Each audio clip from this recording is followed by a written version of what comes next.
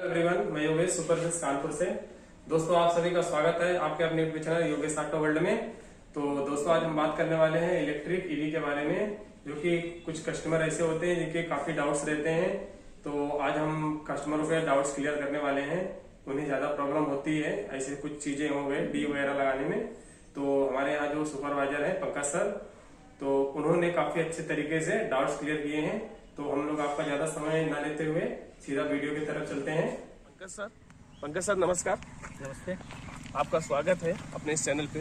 तो दोस्तों, मैं बता दूं, पंकज सर का भी अपना यूट्यूब चैनल है। तो पंकज सर, पहले तो आप अपने यूट्यूब चैनल का नाम बताइए।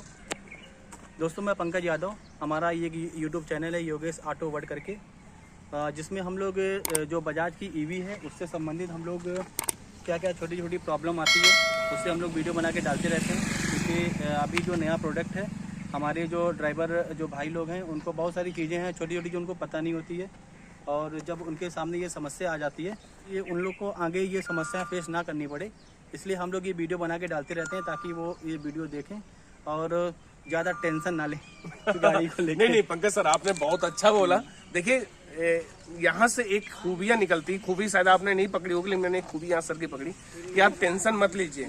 टेंशन मत लेने का मतलब यहाँ पर दोस्तों ये होता है कि सर हैं, आपको पूरी डीपली नॉलेज, आप इनके यूट्यूब चैनल पर भी जाके वहाँ से आप एक एक चीज़ों की जो कमियां आती है ना गाड़ियों में, वो भी आपको वहाँ पे बताते रहेंगे। आप कमेंट्स बॉक्स में भी लिख के आप पूछ सकते हैं। तो सर, आज ये हमारे दर्शकों को आप क्या क्या बताना चाहते हैं गाड़ी के बारे में?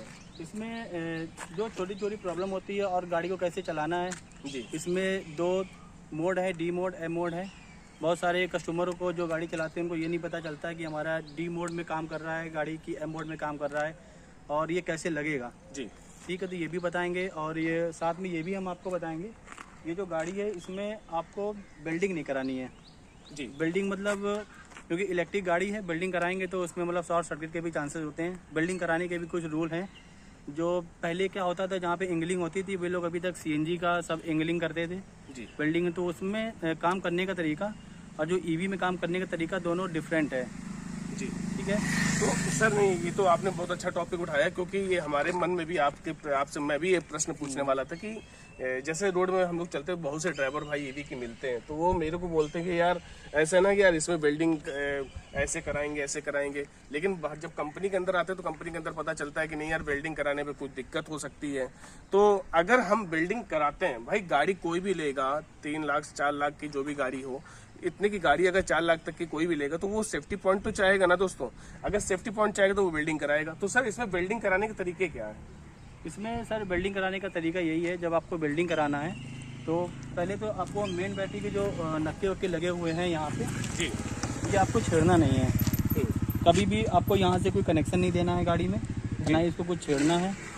आप यहाँ पे 12 वोल्ट की एक बैटरी लगी हुई है, यहाँ पे इसको जब आप खोलेंगे तो यहाँ पे आपको 12 वोल्ट की बैटरी मिल जाएगी। जी, जब भी आपको वेल्डिंग करानी है तो इसके दोनों नक्के आपको निकाल देने हैं, दोनों नक्के निकालने हैं, साथ में प्लस माइनस जो टर्मिनल होते हैं उसको निकालना है, साथ में उसको टेपिंग भी करनी है, तब इसमें वेल्डिंग का काम कराना है। तो क्या सर, नहीं, इसके बाद जो आपने नक्के बोले, नक्के निकालने के बाद हम वेल्डिंग करा सकते हैं? वेल्डिंग करा सकते हैं, लेकिन मैं फिर आपसे यही कहूँगा, ज़्यादा वेल्डिंग मत कराइए।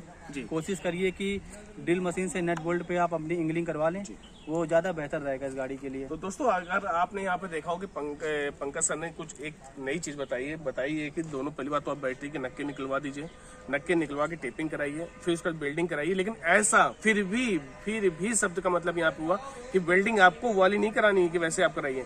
इसमें उन्होंने बताया है सर ने कि आप इसमें जो छेद ड्रिल मशीन से करा के आप वेल्डिंग करा सकते हैं। इससे आपकी गाड़ी की भी सेफ्टी बनी रहेगी और साथ में इस जो बैटरी में जो नुकसान होता है ना वेल्डिंग कराने से, वो नुकसान से आप बच सकते हो। तो सर, और क्या आप बताना चाहेंगे? जैसे आपने तो ये इसके बारे में बताया कि वेल्डिंग के बारे में, और कुछ जैसे सर?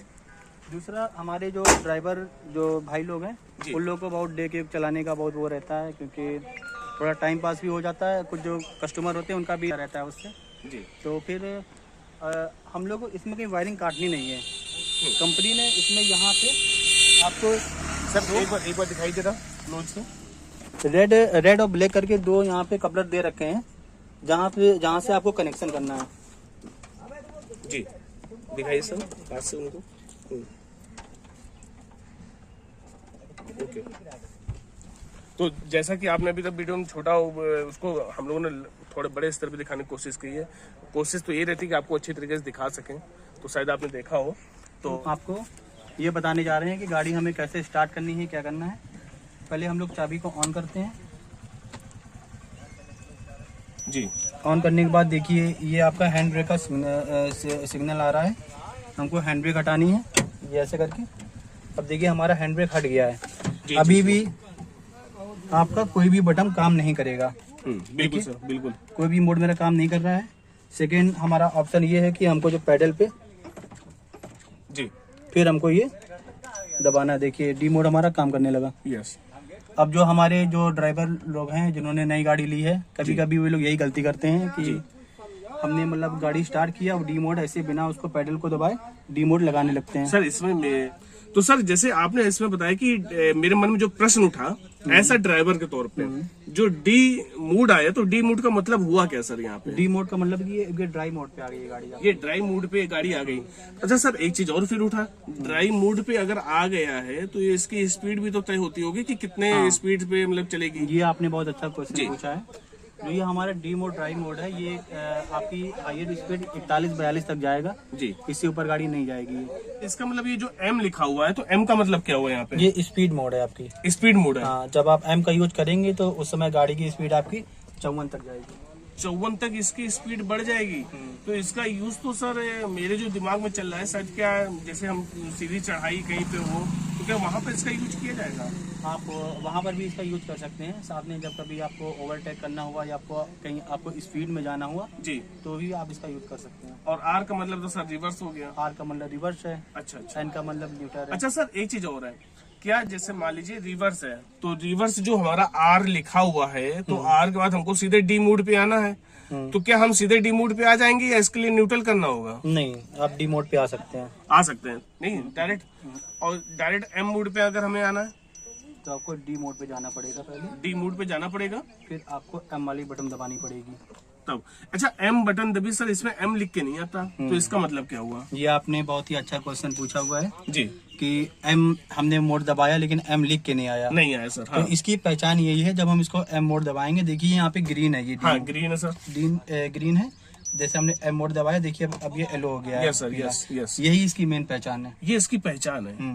हाँ सर, देखिए तो दोस्तों यहाँ पे आपने देखा कि जैसा कि बहुत से लोगों के मन में प्रश्न उठते हैं कि गियर कैसे डाले जाते हैं बजाज पे, लेकिन लोग जानते भी हैं, लेकिन बताना हमारा एक काम है कि कैसे गियर डालते हैं। और डी और एम और आर और एन का मतलब क्या हुआ, यहाँ पर मैंने आपको पूरी नॉलेज दिया।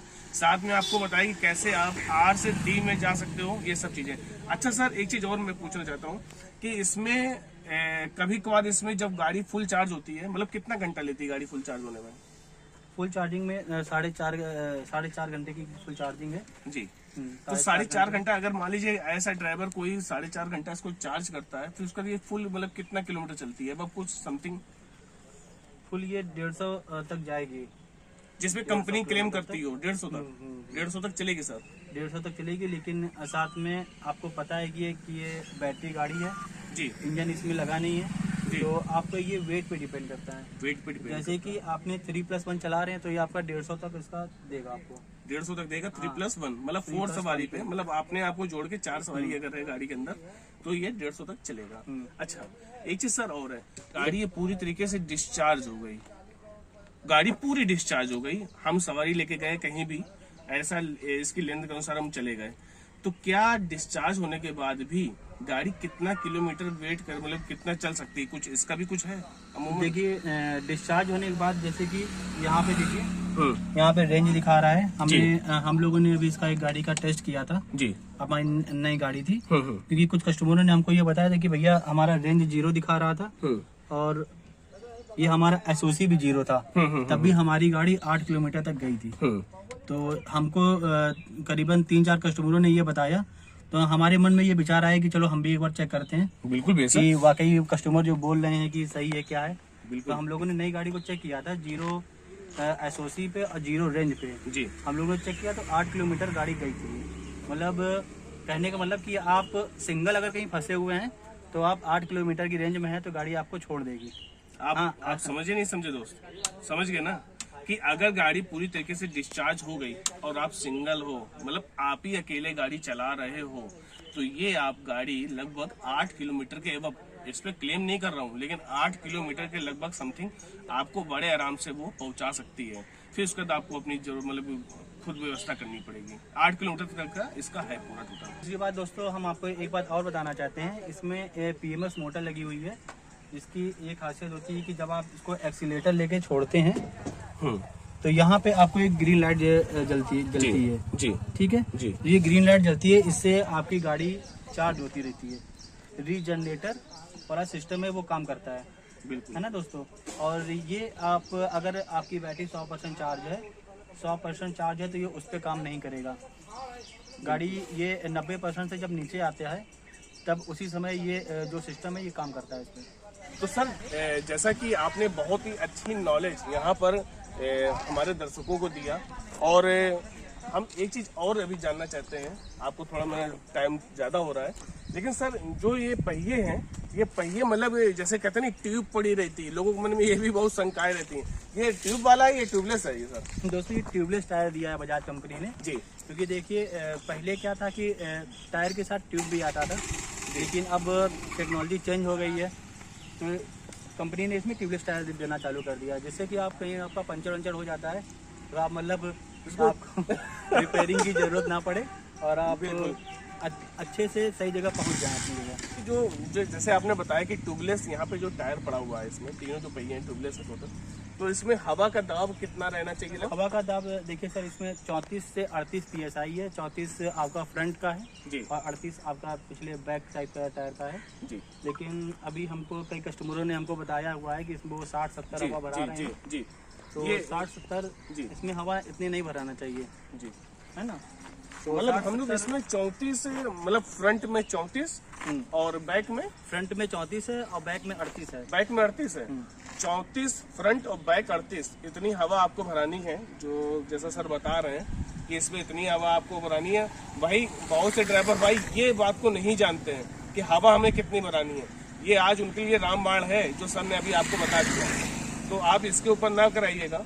और सर ये जो 34 और 38 आपने बताया ये 3+1 पे ही है ना? 3+1 पे है ये। 3+1 3, आप ये भी याद रखिएगा 3+1 पे मतलब 4। अगर आप लोडिंग ओवरलोडिंग चलेंगे तो उसकी हम लोग वो नहीं बोल सकते, लेकिन 3+1 जो कंपनी ने बोला 34 और 38 की हवा आप इसमें भरा सकते हो। ओके सर, आपने बहुत ही अच्छी नॉलेज यहाँ पर ऐसा मेरे सभी दर्शकों को आपने दिया, और जो चीजें अभी तक यूट्यूब में शायद किसी ने नहीं डाली होगी कि हवा कितनी भरानी है, आखिरकार इसकी बिल्डिंग कैसे करानी है या बिल्डिंग नहीं करानी है, जो किसी भी अभी तक YouTube चैनल में किसी ने नहीं डाला अभी तक। दोस्तों ये मैं क्लेम कर सकता हूँ कि किसी ने नहीं डाला अभी तक।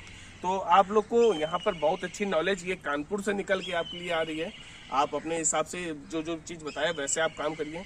तो सर दूसरा मैं आपको एक बात और बताना चाहता हूँ कि जैसे बहुत से हमारे ड्राइवर भाई लोग हैं, उन्होंने क्या कर रखा है कि बाजा वाजा लगाते हैं, डे किट लगाते हैं, उन्होंने छोटी बैटरी जो 12 वोल्ट की बैटरी है उन्होंने डायरेक्ट कनेक्शन दे दिया उससे। ठीक है, तो आप लोगों से मेरी रिक्वेस्ट यही है कि उस छोटी बैटरी को डायरेक्ट कनेक्शन मत दीजिए। कंपनी ने जहाँ पे आप लोगों के लिए दे रखा है लगाने के लिए, कनेक्शन करने के लिए, वहीं से आप कनेक्शन कराइए। गर्मी का समय चल रहा है, इलेक्ट्रिक आपकी गाड़ी है तो आपको नुकसान ना हो, तो मेरी आपसे यही रिक्वेस्ट रहेगी इस चीज़ पे ध्यान दीजिए थोड़ा। बिल्कुल। तो सर अच्छा लगा आपसे मिल के, और आपने दर्शकों को बहुत ही अच्छी नॉलेज दिया, और ऐसा बजाज की तरफ से भी हम आपको थैंक्स करना चाहते हैं कि बहुत बहुत धन्यवाद सर आपको, कि जो लोगों के डाउट को आपने क्लियर किया यहाँ पे। देखिए धन्यवाद तो हम आपको देना चाहेंगे जो आपके मन में ऐसे विचार आए कि हमारे जो कस्टमर हैं जी, सब लोग को ये सब जानकारी नहीं है, आपके मन में ये विचार आया कि हम जानकारी दें अपने YouTube चैनल के माध्यम से, तो हम आपको धन्यवाद देते हैं। दोस्तों पंकज सर के लिए आप जो भी कमेंट्स बॉक्स में आप लिखना चाहें, क्योंकि उन्होंने आपको अच्छी नॉलेज दिया है, तो मैं भी चाहता हूं कि आप उनको भी थैंक्स जरूर लिखिएगा और इनके YouTube चैनल को जरूर सब्सक्राइब करिएगा। तो आज के लिए सिर्फ इतना ही दोस्तों, नमस्कार।